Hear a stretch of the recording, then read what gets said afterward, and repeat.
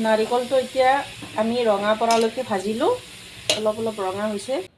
তিলটো আমি মিক্সাৰ মেচিনত এতিয়া গ্ৰাইণ্ড কৰি আছোঁ। গুড় মিঠাইটো আমি ইয়াতে দি দিলোঁ, পানী দি দিলোঁ, 1 গ্লাছমান পানী দিলোঁ।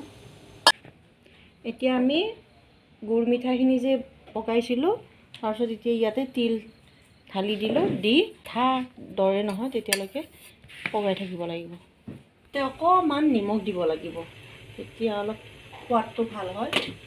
আৰু ইয়াতে অকণমান নাৰিকল পেলাই দিম। এতিয়া আমাৰ হৈ গ'ল তিলটো ভাজা।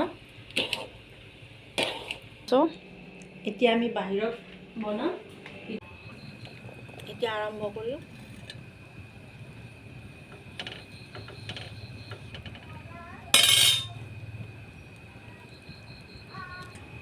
প্ৰথমতে আমি তিলেৰে ষ্টাৰ্ট কৰিলোঁ।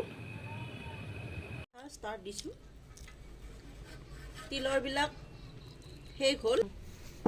সেইটো তিলৰ পিঠা আৰু এইটো নাৰিকলৰ পিঠা, লগতে তিলৰ লাড়ু আৰু নাৰিকলৰ লাড়ু অলপ বনাই দিম।